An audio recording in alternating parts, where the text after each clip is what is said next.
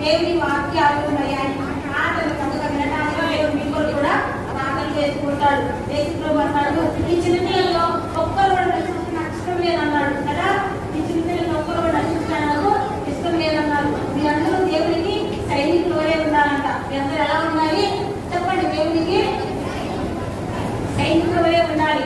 మరి ఆ రీతిగా మరి పేరు అన్నప్పుడు పేరు అంటాడు, ప్రభా మరి ప్రభా నేను మరి ప్రభా నీతో శ్రమలోనికైనను మరణమునికైనను నేను రావడానికి సిద్ధంగా ఉన్నాను అంటాడు పేరు. ఏమంటాడు? ప్రభా నీతో శ్రమలోకైనా సరే మరణానికైనా సరే నీతో ఉండడానికి నేను సిద్ధంగా ఉన్నాను అంటాడు. అప్పుడు ప్రభు ఏమంటాడంటే కాదు నువ్వు నేను మనుషులకు అప్పగించినప్పుడు నన్ను పట్టుకొని వెళ్ళేటప్పుడు నీవు నన్ను ఎదుగునని కోడి కురికుంటే 3 సార్లు అబద్ధం ఆడతాను అంటాడు. ఏమంటాడు? కోడి కురికుంటే ఒకసారి 3 సార్లు అబద్ధం ఆడతాడు అనమాట. ఏమన్నా అబద్ధం ఆడతాడంటే దేవుడిని నేను వెలుగుని అంటాడు. ఏమంటాడు? దేవుడిని వెలుగుని అంటాడు. మరి మీరు కూడా సండే స్కూల్కి వస్తున్నారుగా, రోజు మరి స్టోరీస్ వింటున్నారుగా, మరి ఇంటికి వెళ్ళిన తర్వాత మరి అడుగుతారు కదా మీ ఇంట్లో కూడా మీ ఫ్రెండ్స్ ఉన్నారు కదా, అడుగుతారు కదా ఏ స్టోరీ నేర్చుకున్నారు, ఎవరి గురించి విన్నారు అని చెప్తారా? మరి చెప్తారా? చెప్పే వారిగా ఉంటారు. అంతేగాని అయితే అని అనకూడదు కదా, అనకూడదు. మరి ఆ సామాన్యం ఏం చేసిందంటే పేదల్లో మరి దేవునికి ఎదగని కోరుకోకుండా మన సాతాను మరి అంచు వేస్తూ వచ్చిందనమాట. అది పాత శత్రువు అనేది ఆ సాతాన్ అనేది ఆ రీతిగా మరి పేదల్లో ప్రయోగిస్తూ వచ్చాడు అనమాట. అయితే ఇప్పుడు మనం సాతాన్ అంటే ఎవరు తెలుసుకున్నాం. సాతాన్ ఎవరు? శత్రువు. దేవునికి కూడా సాతాను శత్రువే. సాతాన్ ఎవరు? శత్రువు అంటే ఎవరు? సాతాను. సాతాన్ అంటే అపవాది కదా. అది మనకి శత్రువే, దేవునికి శత్రువే, పిల్లలకి కూడా శత్రువే కదా. వింటున్నారా? సాతాన్ ఎవరు? దేవునికి శత్రువు, మనకు కూడా శత్రువే అనమాట. అయితే ఈ సాతాను శత్రువు ఈ సైతాను మొట్టమొదటిగా ఎక్కడికి వచ్చిందంటే మరి ఏదెన్ తోటలోకి వచ్చిందనమాట. ఎలా వచ్చిందంటే సాతాను సర్పరూపంలో వచ్చింది. ఎలా వచ్చింది? సాతాను సర్పరూపంలో వచ్చింది. ఏదెన్ తోటలోకి వచ్చిందనమాట. ఇదిగో ఏదెన్ తోట చూడండి, ఏదెన్ తోట కనపడుతుందా? అలా సర్పం కూడా చూడండి. అట్లా సర్పం రూపంలో సాతాను ఏదెన్ తోటలోకి మొట్టమొదటిసారిగా ప్రవేశిస్తూ వచ్చిందనమాట. వచ్చి ఏం చేసిందంటే ఇప్పుడు ఆదాము ఏమిటంటే అని సాతాను వచ్చి అబద్ధం మాట్లాడింది మొట్టమొదటిసారిగా. ఏమనిందంటే మరి నీవు ఈ తోటలోని ఫలాలన్నీ తెమ్మని చెప్పాడా చేసేగా అని అడిగింది. అవును తెమ్మని చెప్పాడా. అక్కడ ఏ పడుతుందో చెప్పాడు అన్నప్పుడు చక్కగా తోట ఉంది, ఫలము చాలా అందంగా ఉంటుంది, ఆ పళ్ళు తినొద్దని చెప్పాడు ఏసయ్య అని చెప్పి సాతానుకి చెప్పులు వచ్చింది అనమాట. అయితే సాతాను ఏమనిందంటే మరి ఆ పండుని తిని ఎడలా మీ పండులు తెరవబడతాయి అని చెప్పింది. ఏమని చెప్పింది? ఆ పండులు తిని ఎడలా మీ పండులు అంటే అవ్వ ఆదాము బుద్ధివాడ చెప్పండి, బుద్ధివాడా గుర్తించాడు దేవుడు కాదు. వాళ్ళ పనులు ఉన్నాయి, వాళ్ళు చూస్తూ ఉన్నారు. కానీ సాతాను ఏం చేసిందంటే వాళ్ళని మోసంలో పడవేయడానికి ఆ విధంగా చెప్పింది అనమాట. ఆ పండు మీరు తింటే మీ పనులు తెరవబడతాయి, అంతేకాదు మంచి చెడ్డలు మరి కలిగి దేవతల వలె ఉంటావు అని చెప్పింది. ఏమని చెప్పింది? మంచి చెడ్డలు కలిగి దేవతల వలె మీరు ఉంటారని చెప్పింది అనమాట. అప్పుడు అర్థం చేసిందంటే మరి నిజంగా ఇది ఆ పండు పోయడానికి వెళ్ళిందనమాట.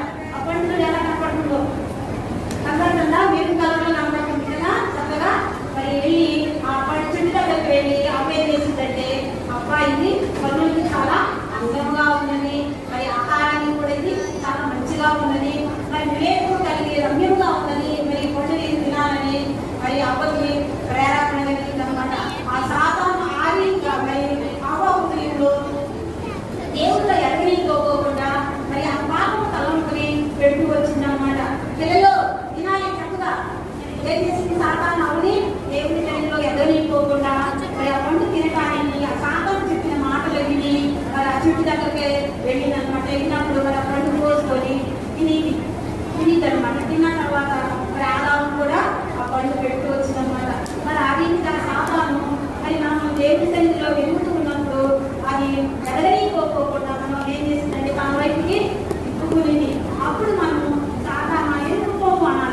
మీరు వింటున్నారు, అటు ఇటు చూస్తున్నారు. మరి నేను ఆంటీ చెప్పే ఈ స్టోరీ వినాలని మరి ఆసక్తి కదా, అలా వినకుండా చేసేదే సాతాను. ఇప్పుడు మీలో సాతాను ఎవరైతే వినకుండా ఉన్నారో సాతాను మీలో ఉన్నట్టే, పక్కన చుట్టూలో ఉన్నట్టే. ఇంకా ఇంకా వేరేవాళ్ళైతే చక్కగా స్టోరీ వినండి, వేరేవాళ్ళైతే చక్కగా స్టోరీ వినండి. మీరు దేవుడి స్నేహితులా సాతాను స్నేహితులా? వెరీ గుడ్, దేవుడి స్నేహితులు కదా, దేవుడి స్నేహితులాగా మనం కూడా సాతాను మాటలు వినేవారిగా ఉండకూడదు కదా. అయితే ఈ పాత శత్రువు అనేది మరి సీమోన్ని అబద్ధం ఆడేటట్లు చేస్తూ వచ్చింది. మరి అవ్వను కూడా సాతాను ఏం చేసింది? మోసం చేస్తూ వచ్చింది. పిల్లలు మీరు కూడా మరి సాతాను మరి ఏదన్నా చేసినప్పుడు స్కూల్కి వెళ్తారు కదా, వెళ్ళినప్పుడు మీరు కూడా అబద్ధం ఆడేవారిగా ఉండకూడదు. ఏసై కొడతాడు కదా. మనం అబద్ధం ఆడితే ఎవరి సంబంధులమి? సాతాను సంబంధులమి కదా. అబద్ధం ఆడితే ఎవరి సంబంధులమి? సాతాను సంబంధులమి. కాబట్టి మనము అబద్ధం ఆడకూడదు. మరి సామెతలు 12:22లో కూడా అబద్ధమాడు పెదవులు యెహోవాకు హేయములు. అబద్ధమాడు పెదవులు ఏంటంట? యెహోవాకి హేయములు, దేవునికి మరి విరుద్ధమంట. అంతేకాకుండా మళ్ళీ మరి యోహాను సువార్త 4:45-44లో కూడా అబద్ధములకు తండ్రి అంట సాతాను. ఎవరంట? అబద్ధాలకి తండ్రి. ఎవరు సాతాను చెప్పండి? అబద్ధములు విశ్వాసము కలుగును. అయితే ఈ నపుంసకుడికి ఆ సువార్త విన్నప్పుడు విశ్వాసం కలుగుతూ వచ్చింది. నపుంసకుడికి ఏం కలిగింది? విశ్వాసం వచ్చిందనమాట. మీరు కూడా మరి ఈ స్టోరీ వింటున్నారుగా, దేవుని యందు విశ్వాసం ఉంచుతున్నారా? ఉంచాలి కదా. దేవుని యందు విశ్వాసం ఉంచాలి. చిన్నప్పుడే మరి దేవుణ్ణి మనము గుర్తెరిగే వారిగా ఉండాలి. ఉదయాన్నే లేచినప్పుడు బైబిల్ చదువుకోవాలి, ప్రార్థన చేసుకోవాలి. ప్రభువా నాకు మంచి చదువు ఇవ్వాలి, నాకు జ్ఞాపక శక్తి ఇవ్వాలని ఏం చేయాలా? ప్రార్థన చేసుకునే వారిగా ఉండాలి. తల్లి మాట వినేవారిగా ఉండాలి. తండ్రి మాట వినేవారిగా ఉండాలి. ఆదివారం రాగానే చక్కగా మరి మందిరానికి వచ్చే వారిగా ఉండాలన్నమాట. ఆ రీతిగా మరి నపుంసకుడు మరి వినుట వలన విశ్వాసము కలిగి ఉన్నాడు. అయితే రోమాపత్రిక 10:9 యేసు ప్రభు అని నీ నోటితో ఒప్పుకొని ఎడల మరి ఆయన మృతులలో నుంచి లేచాడని నీ హృదయంలో విశ్వసించిన ఎడల నీవు రక్షించబడతావు అన్న వాక్యము మరి ఫిలిప్పు నపుంసకుడికి చెప్తూ వచ్చాడనమాట. వెంటనే తను మరి వాళ్ళు ఈ సంభాషణ జరుగుతూ ఆ రథం మీద ఇద్దరు కలిసి వస్తూ ఉన్నప్పుడు దారిలో నీళ్లు కనబడతాయి. ఏం కనబడతాయి? దారిలో నీళ్లు కనబడతాయి. అయితే నాకు ఇప్పుడే బాప్తీసి ఇవ్వమని మరి నపుంసకుడు ఫిలిప్పుని అడుగుతూ వచ్చాడు. వెంటనే తను మరి బాప్తీసం పొందినవాడిగా ఉన్నాడనమాట. ఆ రీతిగా మరి పరిశుద్ధాత్మ దేవుడు మనకి సహాయపడుతూ వస్తాడు. మరి పావురం వలె కూడా మన హృదయంలో ఒప్పింపజేస్తూ ఉంటాడు. మరి పరిశుద్ధాత్మ దేవుడు మరి దహించు అగ్ని వలె ఉంటాడు. మరి పరిశుద్ధాత్మ దేవుడు మరి మన హృదయంలోని చేర్చుకుంటే మన పాపాలన్నిటినీ ఒప్పించేవాడిగా ఉంటాడు. ఈ రీతిగా నపుంసకుడు ఏ రీతిగా పరిశుద్ధాత్మ దేవునితో వాడబడి తను మరి రక్షణ కలిగి ఉన్నాడు, నిజరక్షకుడు యేసుక్రీస్తుని తెలుసుకొని తను తాను ఒప్పుకొని మరి రక్షణ కలిగి ఉన్నాడు. తను కూడా నిత్యరాజ్యంలో స్థానం ఉంటూ వచ్చింది. మీరు కూడా మరి ఈ చిన్న వయసులోనే దేవుడు మా సొంత రక్షకుడని మీరు అంగీకరించిన ఎడల మీకు కూడా పరలోక రాజ్యంలో మీకు కూడా స్థానం ఉండిద్ది. మరి ఆ రీతిగా దేవుడు మరి మనందరికీ సహాయం చేయనుగాక. ఆమేన్.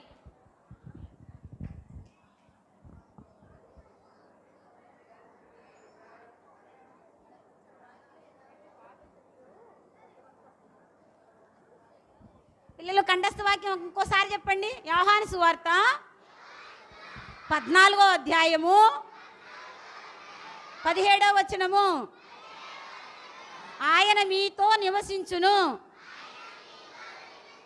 మీలో ఉండును. ఆయన మీతో నివసించును, మీలో ఉండును. యోహాను సువార్త 14:17 ఆయన మీతో నివసించును, మీలో ఉండును. Praise lord.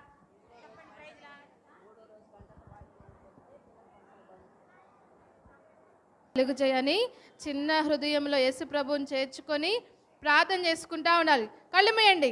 టీచర్స్ పిల్లల మధ్యలో కూర్చోండి, నిలబడొద్దు. వాళ్ళు మోకరిచ్చారా, కళ్ళు మూసుకున్నారా లేదా అనేది చూసుకోవాలి.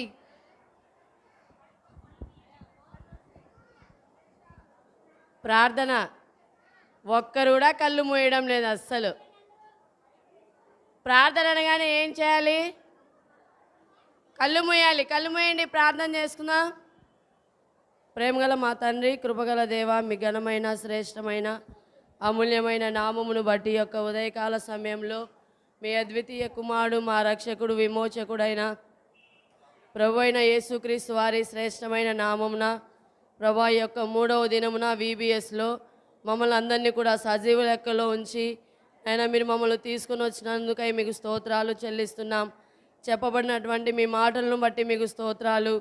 ప్రభా, సాతాను చేత శోధింపబడినప్పటికీ నైనా మీరు మమ్మల్ని ప్రేమించి మమ్మల్ని రక్షించి మీరు మా స్నేహితుడిగా ఉంటూ వచ్చినందుకై మీకు స్తోత్రాలు. దయగల తండ్రి, చెప్పబడినటువంటి నీ వాక్యాన్ని ఈ పసి హృదయాలలో మీరే నీరు కట్టి ఫలింపచేయండి. వీరు కూడా నపుంసకుని వలె బాల్య దినములోనే నైనా సృష్టికర్తమైన నిన్ను స్మరణకు తెచ్చుకొని నీ మీద విశ్వాసం ఉంచున్నట్లుగా సహాయం చేయమని ప్రార్థిస్తున్నాం. చేరి వచ్చిన ప్రతి ఒక్క చిన్న బిడ్డ కొరకు ప్రార్థిస్తున్నాం. ప్రభునందు మీ ప్రయాస వ్యర్థము కాదన్నారు. దేవా, ప్రయాసకు తగిన ప్రతిఫలమును మీరు అనుగ్రహించండి. కొందరైనా ప్రభా మీ కొరకు తీర్మానం చేసుకొనుటకు మీ దయగలిగిన కార్యమును జరిగించమని సమస్త ఘనత, మహిమ, స్తుతి, ప్రభావములు మీకే ఆరోపించుకుంటూ సండే స్కూల్ టీచర్స్ని అందరినీ కూడా మీ దయగలిగిన హస్తాలకు అప్పచెప్పుకుంటూ యేసుక్రీస్తు వారి శ్రేష్టమైన నామమున స్తుతించి ప్రార్థిస్తున్నాం తండ్రి, ఆమేన్. ఇప్పుడే కాదు, ప్రైజ్ ద లార్డ్, లాస్ట్కి వెళ్ళేటప్పుడు మనము మరి మన తల్లిదండ్రుల్ని సాతాను మనల్ని పడవేయచ్చు, కానీ దేవుని మాత్రం పడవేయదు. మన దేవుడు ఎలాంటి వాడు? బలవంతుడు. మన దేవుడు ఎలాంటి వాడు? శక్తిమంతుడు. ఆ శక్తిమంతుడైన దేవుణ్ణి, ఆ బలవంతుడైన దేవుణ్ణి మన హృదయంలోనికి చేర్చుకుంటే సాతాను మనల్ని ఏమీ చెయ్యదు. ఈరోజు కంఠస్థ వాక్యం అదే, ఆయన మీతో నివసించును, మీలో ఉండును. మీతో నివసించినప్పుడు, మీ హృదయంలో ఉన్నప్పుడు అపవాదికి స్థానం ఉండదు. అపవాది దూరంగా పారిపోతాడనమాట.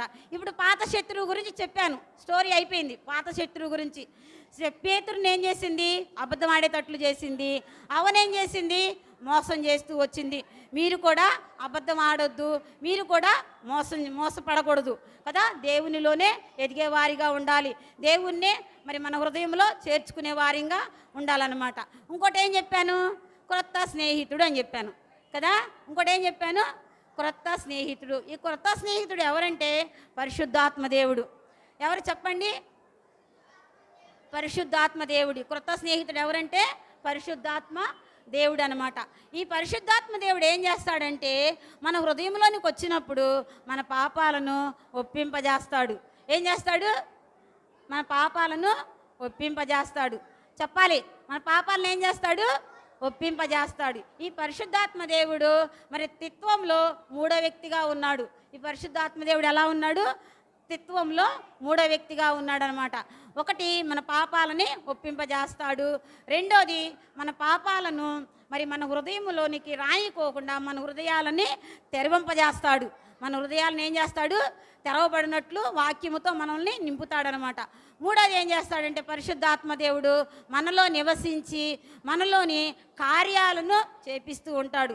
ఏం కార్యం చేపిస్తూ ఉంటాడంటే మరి అబద్ధాలు ఆడకూడదని, మోసం చేయకూడదని, పక్క పిల్లల్ని కొట్టకూడదని, మరి పక్క పిల్లల్ని గిచ్చకూడదని, ఇదిగో చూడు గిచ్చుతున్నారు, గిచ్చి ముందుకు చూస్తున్నారు, గిచ్చకూడదని, మరి టీచర్ గారు చక్కగా స్టోరీ చెప్తుంది వినాలని, అట్లా మంచి బుద్ధి కలిగి ఉండాలి కదా. ఈ పరిశుద్ధాత్మ దేవుడు అలా చేపిస్తూ ఉంటాడు. ఎలా చేపిస్తూ ఉంటాడంటే అబద్ధాలు ఆడుకోకుండా, మరి పాపాలు చేయకోకుండా, దొంగతనం చేయకోకుండా, పక్క పిల్లల మరి బుక్స్ కాజేయకోకుండా, పెన్సిళ్ళు కాజేయకోకుండా, ఎవరిని కొట్టకోకుండా పరిశుద్ధాత్మ దేవుడు మనలో ఉంటే అలాంటి కార్యాలను చేస్తూ ఉంటాడనమాట. కాబట్టి మరి ఈ పరిశుద్ధాత్మ దేవుడు ఎవరిలో ఉపయోగపడి మరి ఎవరితో చేస్తూ వచ్చాడో మరి మనము ఒక వ్యక్తిని ఇదను మనము చూసుకుందాం అన్నమాట. అయితే అపోస్తుల కార్యాలయములు మరి 22వ అధ్యాయము, 26వ అధ్యాయము, అపోస్తుల కార్యాలయము 22వ అధ్యాయము మరి 26 నుంచి 40 వరకు మరి పేతురు గురించి ఉంటుంది, ఫిలిప్పు గురించి ఉంటుంది. ఫిలిప్పు ఏం చేస్తాడంటే మరి ఫిలిప్పు శిష్యుల్లో ఒక శిష్యుడు, ఫిలిప్పు కూడా శిష్యుల్లో ఒక శిష్యుడు అనమాట ఫిలిప్పు కూడా. అయితే మరి మరి ఐథియోపియుడైన నపుంసకుడు ఏం చేస్తాడంటే యెరూషలేముకి వెళ్తాడు. ఐథియోపియుడు నపుంసకుడు ఎక్కడికి వెళ్తాడు? యెరూషలేముకి వెళ్తాడు. యెరూషలేముకి వెళ్ళి అక్కడ దేవుణ్ణి ఆరాధించి తిరిగి వస్తూ ఉంటాడు, తిరిగి రథం మీద వస్తూ ఉంటాడు అనమాట.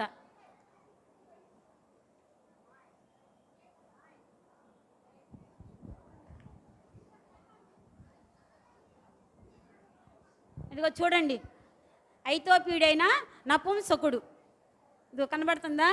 రథం మీద యెరూషలేముకి వెళ్ళి దేవుణ్ణి ఆరాధించి తిరిగి వస్తున్నాడు. ఐథియోపియుడైన నపుంసకుడు ఇదిగో ఆరాధించి తిరిగి వస్తూ ఉంటూ తను ఒక గ్రంథాన్ని, యెషయా గ్రంథాన్ని తన చేత పట్టుకొని చదువుకుంటూ ఉంటాడు. అప్పుడు పరిశుద్ధాత్ముడు ఫిలిప్పులో ఒక కార్యం చేస్తూ వచ్చాడు పోతాడనమాట.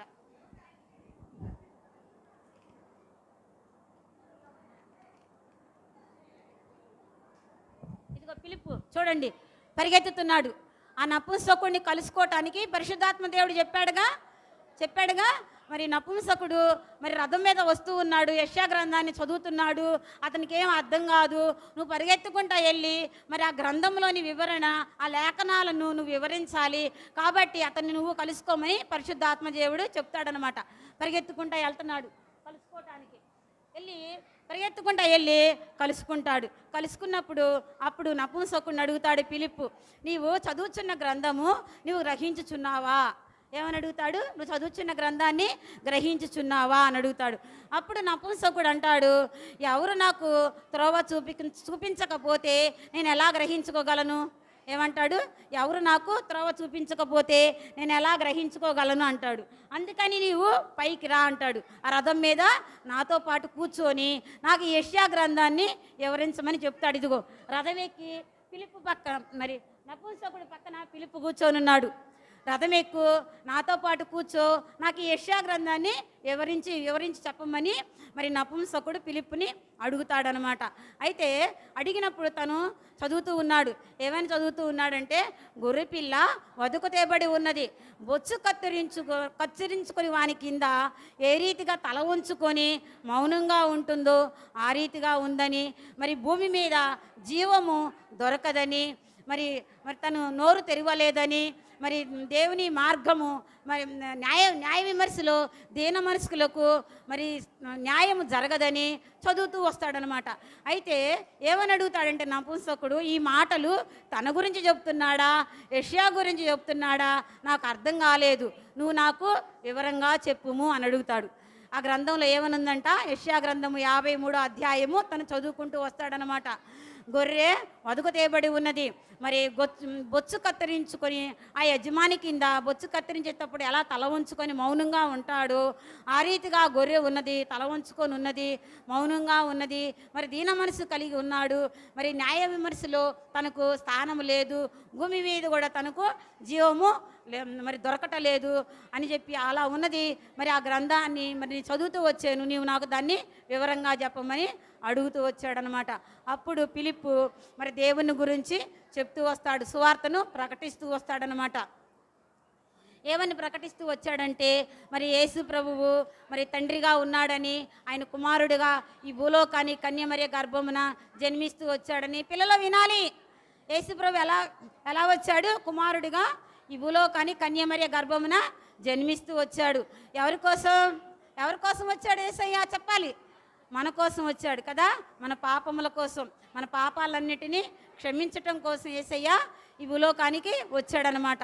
వచ్చి తను ఏం చేస్తూ వచ్చాడంటే, మన చేతులు చేసిన పాపాలను బట్టి తన చేతుల్లో చీలలు కొట్టించుకుంటూ వచ్చాడు. మన చేతులు చేసిన పాపాలను బట్టి దేవుడు తన చేతుల్లో చీలలు కొట్టించుకుంటూ వచ్చాడు.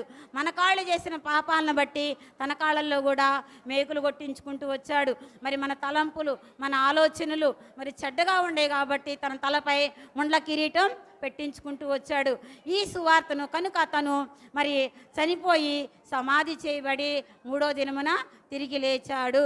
పునరుద్ధానుడే లేచాడు. తన సమాధి ఖాళీ అవుతూ వచ్చింది. తన ఒక్కడే నిజరక్షకుడు. ఆయనే లోక పాపములు మోయిచున్న గొర్రె పిల్ల. అందుకే మరి ప్రధాన యాజకుల దగ్గర, మరి శాస్త్రుల దగ్గర మరి యేసుప్రభుని తీసుకెళ్ళినప్పుడు, ఎంతో అవమానించినప్పుడు, మరి ఉమ్మి వేసినప్పుడు, హేళన చేసినప్పుడు ఆయన నోరు తెరవలేదు, మౌనంగా ఉన్నాడు అని చెప్తూ వచ్చాడనమాట. ఆ రీతిగా చెప్పినప్పుడు వినుట వలన విశ్వాసము కలుగుతుంది. రోమాపత్రిక మరి 10వ అధ్యాయము 17వ వచనములో వినుట వలన విశ్వాసము కలుగును. అయితే ఈ నపుంసకుడికి ఆ సువార్త విన్నప్పుడు విశ్వాసం కలుగుతూ వచ్చింది. నపుంసకుడికి ఏం కలిగింది? విశ్వాసం వచ్చిందనమాట. మీరు కూడా మరి ఈ స్టోరీ వింటున్నారుగా, దేవుని యందు విశ్వాసం ఉంచుతున్నారా? ఉంచాలి కదా, దేవుని యందు విశ్వాసం ఉంచాలి. చిన్నప్పుడే మరి దేవుణ్ణి మనము గుర్తెరిగే వారిగా ఉండాలి. ఉదయాన్నే లేచినప్పుడు బైబిల్ చదువుకోవాలి, ప్రార్థన చేసుకోవాలి. ప్రభువా నాకు మంచి చదువు ఇవ్వాలి, నాకు జ్ఞాపక శక్తి ఇవ్వాలని ఏం చేయాలా? ప్రార్థన చేసుకునే వారిగా ఉండాలి. తల్లి మాట వినేవారిగా ఉండాలి. తండ్రి మాట వినేవారిగా ఉండాలి. ఆదివారం రాగానే చక్కగా మరి మందిరానికి వచ్చే వారిగా ఉండాలన్నమాట. ఆ రీతిగా మరి నపుంసకుడు మరి వినుట వలన విశ్వాసము కలిగి ఉన్నాడు.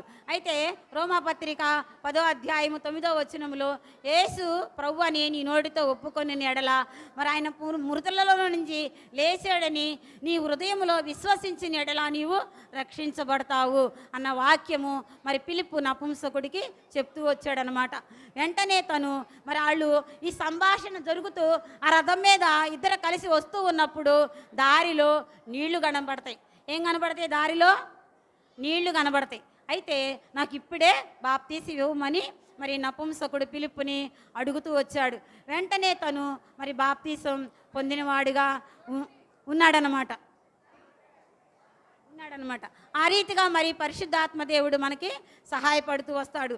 మరి పావురం వలె కూడా మన హృదయంలో ఒప్పింపజేస్తూ ఉంటాడు. మరి పరిశుద్ధాత్మ దేవుడు మరి దహించు అగ్ని వలె ఉంటాడు. మరి పరిశుద్ధాత్మ దేవుడు మరి మన హృదయంలోని చేర్చుకుంటే మన పాపాలన్నిటినీ ఒప్పించేవాడిగా ఉంటాడు. ఈ రీతిగా నపుంసకుడు ఏ రీతిగా పరిశుద్ధాత్మ దేవునితో వాడబడి తను మరి రక్షణ కలిగి ఉన్నాడు, నిజరక్షకుడు యేసుక్రీస్తుని తెలుసుకొని తను ఒప్పుకొని మరి రక్షణ కలిగి ఉన్నాడు. తనకు నిత్యరాజ్యంలో స్థానం ఉంటూ వచ్చింది. మీరు కూడా మరి ఈ చిన్న వయసులోనే దేవుడు మా సొంత రక్షకుడని మీరు అంగీకరించిన ఎడల మీకు కూడా పరలోక రాజ్యంలో మీకు కూడా స్థానం ఉండిద్ది.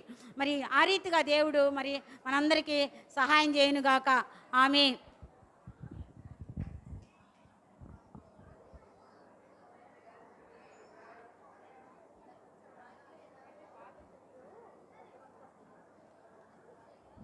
పిల్లలు కంఠస్థ వాక్యం ఇంకోసారి చెప్పండి. యోహాను సువార్త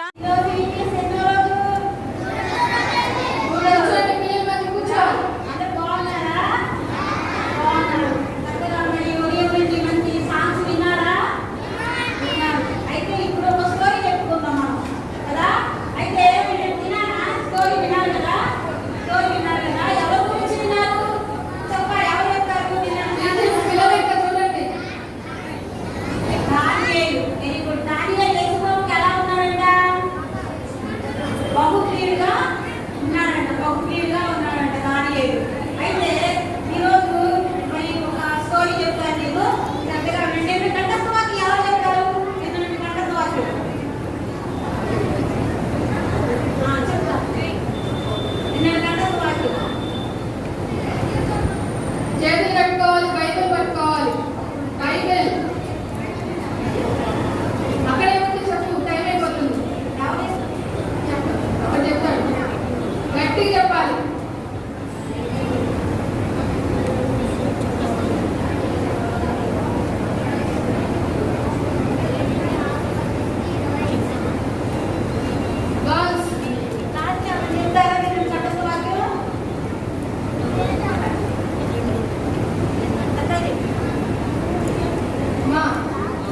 నువ్వు వెళ్ళిపో.